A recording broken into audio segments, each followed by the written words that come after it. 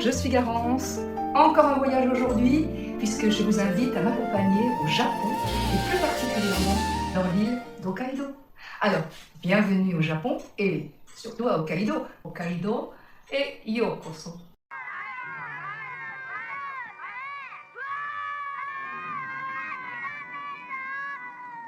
Le cheval et l'enfant, ou alors le cheval fantôme, puisqu'il y a deux titres possibles pour ce film. Alors ce film, moi je l'ai découvert quand j'étais toute petite, je crois que j'avais, je sais pas, 5 ou 6 ans. Il était passé à la télé, donc on l'a vu en noir et blanc, à la télé de l'époque, mais les gens de ma génération, les gens un peu plus âgés et les gens aussi plus jeunes se souviendront bien entendu du visage de Jiro quand il crie « Takeru, Takeru !»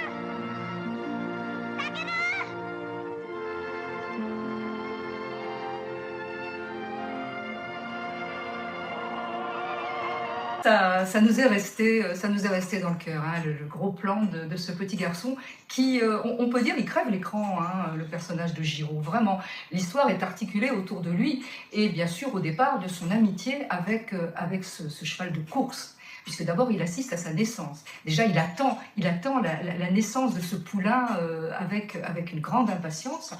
Et il faut dire aussi que sur l'île d'Hokkaido, j'allais dire tout le monde élève des chevaux, mais la spécialité de cette île d'Hokkaido, ce sont les chevaux, et en particulier les chevaux de course. Donc on comprend l'impatience de Jiro, puisque c'est sa jument préférée, dont je suis en train d'oublier le nom, mais c'est pas grave, ça me reviendra, qui va pouliner.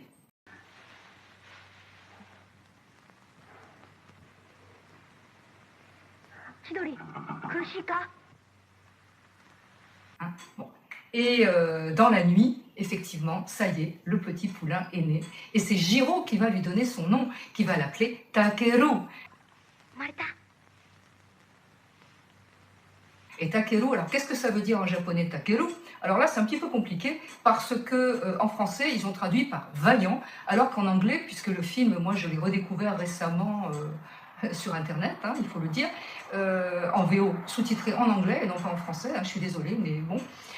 Là, Takeru, pour les Anglais, veut dire wild, sauvage. Alors on va dire que Takeru veut dire à la fois vaillant et sauvage, et c'est vrai que ça va être un cheval très vaillant, vous allez le voir.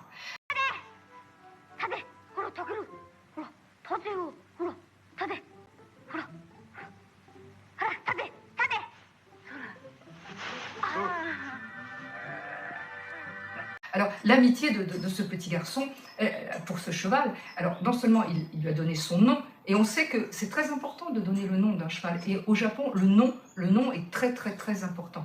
Je vous renvoie au film de Peter Greenaway, c'est-à-dire le livre de l'oreiller, The Pillow Book, où le père donne le nom de la petite fille. Il lui écrit même le nom sur le visage.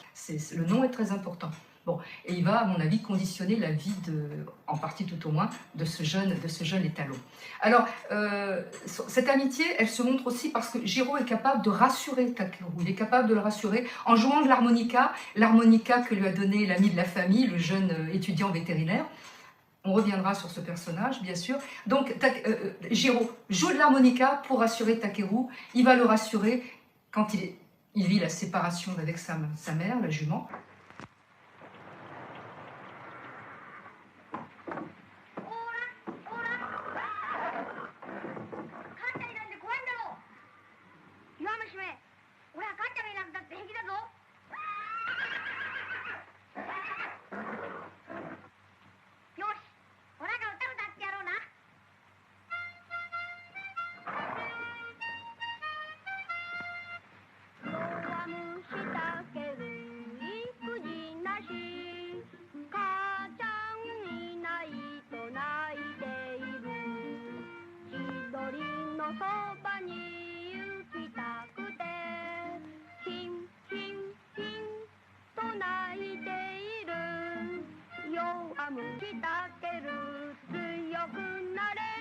Il va le rassurer quand il a peur de l'orage, Takeru, et il va le rassurer aussi, très important, avant le derby, avant la course.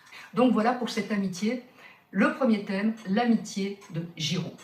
Mais il y a un second thème qui est beaucoup plus important. Pourquoi? Alors j'ai lu des critiques par rapport à ce film. Il y en a qui ont dit « Oh, mais encore une histoire d'amitié entre un gamin et un cheval. L'intrigue est totalement cousue de fil blanc. » Mais c'est n'importe quoi. C'est n'importe quoi. Pourquoi? Cette personne a comparé Le Cheval et l'Enfant avec Le Grand National, le film avec Mickey Rooney et Elizabeth Taylor. Ce sont deux films radicalement différents. Déjà, de toute façon, la mentalité américaine n'est pas du tout la même que la mentalité japonaise. Le thème du Grand National, c'est la course, la victoire. Remporter la course, être le champion, c'est ça le thème. D'accord? Bon. Le thème du Cheval et l'Enfant, ça n'est pas du tout ça. La course n'est pas importante en soi dans le film. Pas du tout. La course, elle est importante parce que, et là je vais arriver à vous parler du second personnage, très important. On y revient. À tout de suite. Yukihiko Iwatari, en fait c'est le petit Jiro dans Le Cheval et l'Enfant ou Le Cheval fantôme de 1955.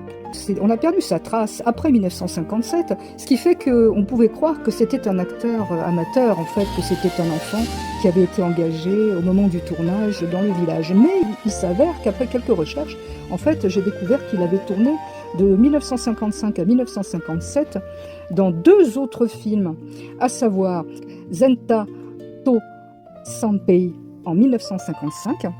Et ce qui est intéressant, c'est qu'il retrouvera l'actrice Ayako Wakao dans un autre film, Aoz Ora Musume. Ayako Wakao, quand elle tourne dans Le Cheval fantôme, elle n'a que 21 ans. Elle est déjà connue, mais elle n'est pas encore devenue la star qu'elle deviendra par la suite. Notamment parce qu'elle est devenue l'égérie, on peut le dire, du réalisateur Yasuzo Masumura. Alors ils vont tourner ensemble une vingtaine de films. C'est une des plus belles collaborations de l'histoire du cinéma japonais. Alors parmi ces films notables, il y a Floating Weeds pour Ozu, Street of Shame pour Mizoguchi et Red Angel pour Masumura. Buntaro Miyake, c'est un acteur de cinéma japonais, mais aussi un acteur de télévision. Alors, il a tourné pendant plusieurs décennies, de préférence dans des films historiques ou dramatiques. Dans Le Cheval fantôme, il incarne le papa du petit Jiro. Mais il est principalement connu pour sa participation au célèbre Tora, Tora, Tora. Le second personnage, c'est celui de la sœur de Jiro. Alors pourquoi ce personnage est important? Parce que d'abord, elle va être obligée de tout gérer, de gérer la ferme, de gérer l'élevage, de gérer les chevaux. Bon, pas son frère cadet, parce que son frère cadet, lui, son rêve, c'est de devenir jockey. Bon, donc elle va être obligée de tout gérer, elle a tout sur les épaules, donc cette jeune femme qui est très jeune, elle a beaucoup de responsabilités. Mais il y a une chose qu'elle veut faire absolument. Elle veut réaliser le rêve de son père, le rêve du père de Jiro aussi, puisque c'est son petit frère Jiro. Bon. Ce rêve, c'est d'avoir élevé un cheval de course qui devienne une légende, en fait. C'est ça son rêve au père. Et il va mourir sans avoir pu le réaliser, ce rêve. Et sa fille, la sœur de Jiro, va vouloir réaliser ce rêve. C'est pour ça que la course est importante. Elle va insister, tant qu'elle va pouvoir, auprès des organisateurs de la course, pour que Takeru participe au derby. Pourquoi? Pour réaliser le rêve de son père, d'une part, et réaliser aussi le rêve de son frère cadet, qui rêvait d'être jockey. Et c'est lui qui va monter Takeru. Donc, Takeru devient à ce moment-là l'esprit du père. Jiro va sur la tombe de son père pour invoquer son esprit, l'esprit de son père. Vous voyez? D'où le troisième thème que je vais aborder tout de suite. Le thème de la séparation d'avec le père, déjà, quand son père va mourir, et après, la mort de Takeru, la séparation d'avec ce cheval qui était son ami. Alors, la mort du père, évidemment, il meurt dans les flammes. Il meurt dans les flammes, pourquoi? Parce qu'il se précipite pour sauver Takeru, qui est encerclé par les flammes. Il y a eu un feu, un incendie. Bon. Il meurt, le pauvre homme, avant de mourir, bien entendu. Il exprime ses dernières volontés à ses enfants, etc. Très bien. Et pour le jeune Jiro, c'est terrible. Il a une réaction de chagrin, bien sûr, mais de révolte. Et qu'est-ce qui va se passer? Il va en vouloir à Takeru. Mais en fait, c'est pas vraiment à Takeru qu'il en veut. Cette scène, elle est très violente.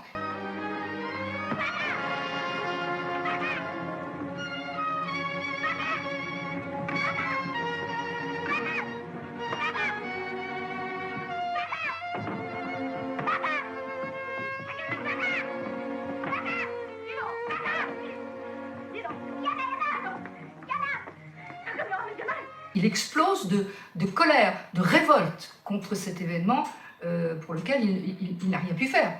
Mais ce n'est pas vraiment à Takeru qu'il en veut. Quand il le traite d'idiot, pourquoi tu as fait ça? Pourquoi idiot? En fait, il fait ce que les psys, un peu de psychologie, vous inquiétez pas, ça ne va pas durer longtemps. Ce que les psys appellent, non pas un transfert, mais un déplacement. C'est-à-dire qu'en fait, cette colère, elle n'est pas envers Takeru, elle est envers son père. Il fait un déplacement. Quand il traite Takeru d'imbécile, d'idiot, pourquoi tu as fait ça? C'est à son père qu'il s'adresse. Mais il est beaucoup plus sain pour lui, pour un enfant, de déplacer la colère envers un autre objet de sa colère. Il ne peut pas dire à son père, tu es un imbécile, tu n'aurais pas dû te sacrifier, tu n'aurais pas dû essayer de sauver ce cheval, tu serais tout joie. Il ne peut pas. Psychologiquement, ce n'est pas possible. Donc, il accuse Takeru. Et justement, la sœur va non seulement le consoler, mais le raisonner, lui dire, attention, ton père a fait ce qu'il devait faire. Et très important, là encore, Jiro va s'excuser à la japonaise auprès de Takeru. Il va saluer à la japonaise. Donc il traite Takeru comme une personne, et non pas comme un moyen de gagner, de s'affirmer. Pas du tout. C'est pas du tout ce rapport-là. On n'est pas du tout dans le rapport cheval humain des anglo-saxons ou des occidentaux. Pas du tout. Le cheval est considéré comme une personne, on s'excuse auprès de lui. D'accord? Je vais y revenir. Encore un peu de patience. Et quand Takeru va mourir, là encore, je vous ai dit, au moment de la préparation de la course et de la course, Takeru, là encore, c'est l'esprit du père qui se réalise, qui s'incarne. Et là encore, c'est comme si son père mourait une deuxième fois à travers ce cheval, à travers la mort de cet étalon. Et là, Jiro va accuser sa sœur. C'est elle qui traite d'idiote. Vous voyez, cette réaction de violence, de colère, c'est envers sa sœur qu'elle va s'exprimer. Jusqu'au moment où, alors il jette l'harmonica, qui était son lien avec Takeru. Chaque fois que Takeru était en difficulté, pour le rassurer, il jouait de cette musique. Il va le jeter. Et donc à la fin, il a l'impression d'entendre la voix de son père. Pourquoi? Justement parce que ça nous dit bien qu'il s'était incarné en quelque sorte dans ce cheval. Et là, cette séparation, cette seconde séparation pour Jiro, elle est d'autant plus importante, ça correspond quelque part avec ce cheval, c'est la mort de son enfance. Mais qui n'est pas dramatique. Pourquoi? Parce qu'elle correspond à la naissance d'un adulte responsable, conscient, qui sait qu'il y a des choses qui peuvent arriver, qu'on n'y peut rien, mais qu'il faut l'accepter, non pas, on n'accepte pas le renoncement, mais on l'accepte avec confiance. Et puis c'est aussi l'impermanence des choses, chère à la philosophie orientale, l'impermanence. Rien ne dure. Mais et justement, parce que rien ne dure, il faut profiter de l'instant présent, et le souvenir va le garder dans son cœur, et ça sera une richesse pour l'avenir. Ce qui sera mon troisième thème, et en même temps mon épilogue, parce qu'on a dit beaucoup de choses. Je vous ai dit notamment, je vous ai parlé du jeune vétérinaire, je vous ai parlé de la façon dont Jiro s'excuse auprès de Takeru, qui s'excuse de sa violence, qui s'excuse de sa révolte, etc. Bon. Donc il le traite comme une personne, et non pas comme un vecteur, non pas comme un moyen de s'accomplir. Jamais il ne cherche à dominer ce cheval. Personne ne cherche à le dominer, et surtout pas Jiro. Alors le vétérinaire, il est important. Pourquoi? Parce qu'il ne faut pas oublier qu'on est dans un film qui est sorti en 1955. D'ailleurs, il faut dire qu'il a fait partie de la sélection du Festival de Cannes en 1956. Il n'a rien eu, il n'a eu aucun prix, mais il faut dire qu'il y avait des tas de réalisateurs. Il y avait Ingmar Bergman, il y avait Clouzot, il y avait Satyajit Ray, voilà, il y avait beaucoup de gens prestigieux, il n'a rien eu. Mais il a fait partie de la sélection cannoise en 1956. Bon. Ce que je trouve très important, à une époque où on ne parlait pas encore d'éthologie, on ne parlait pas encore de chuchoteurs, de murmureurs à l'oreille des chevaux, c'est que le vétérinaire fait preuve d'une grande psychologie. Au moment du galop d'essai, avant le derby, il va se passer que Takeru va prendre peur.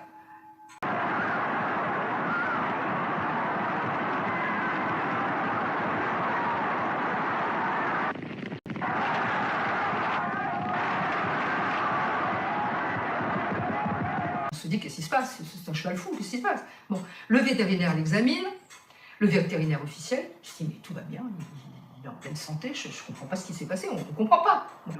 Et c'est le jeune vétérinaire, l'ami de la famille, qui va comprendre que Takeru a été traumatisé par le feu, et surtout les cris affolés des gens, les cris de la foule, il va les associer à l'incendie qui a coûté la vie au père de Giraud, il va les associer à la peur extrême qu'il a ressentie.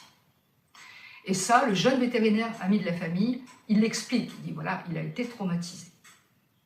Donc déjà, psychologie, éthologie, avant l'heure, voyez, avant l'heure. C'était pas qu'on s'en foutait de l'éthologie, hein. Voilà, déjà, psychologie. Et c'est d'autant plus vrai que Giraud va arriver, il va le rassurer, il va lui montrer son amour, il va lui jouer un petit air d'harmonica, surtout, il va lui donner à manger. Et on sait que, et on nous dit, mais si jamais il ne mange pas, il ne participera pas à la course, c'est pas la peine.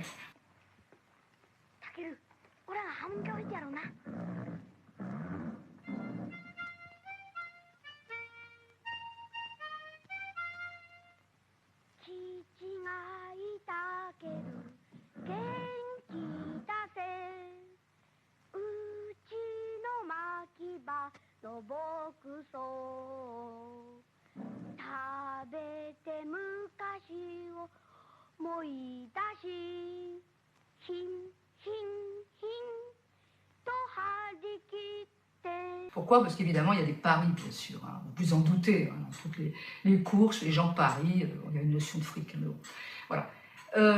Et donc, à partir du moment où il mange, on se dit tout va bien, il peut participer à la course. La générosité du jockey d'expérience envers le frère cadet de Giraud, il lui donne des conseils pour qu'il, même s'il ne gagne pas, au moins qu'il arrive second, et il va gagner. Il va gagner, Takeru. Bon, il va gagner. Malheureusement. On sait qu'il avait une faiblesse au niveau intestinal. Peut-être pas une torsion de l'intestin, moi j'y connais rien à ce niveau-là, je suis désolée. Mais il avait déjà eu un problème qui n'avait pas été trop grave, il avait récupéré, mais là, il ne récupérera pas. Voilà. Donc je trouvais que c'était important de savoir qu'il y a une notion assez moderne dans ce film, en dehors de les notions dont je vous ai parlé, les thèmes que j'ai abordés, c'est-à-dire le sacrifice aussi. Ah oui, ça j'en ai pas parlé. Il y a la séparation, bien sûr, mais il y a aussi le thème du sacrifice, puisque le père s'est sacrifié. Servir, là aussi, une notion très japonaise.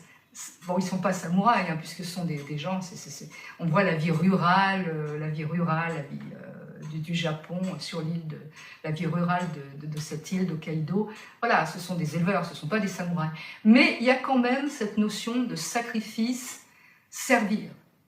Le père s'est sacrifié, il a servi. Takeru, dans une certaine mesure, même si je vous ai dit que c'était l'esprit du père qui s'incarnait, mais il se sacrifie aussi.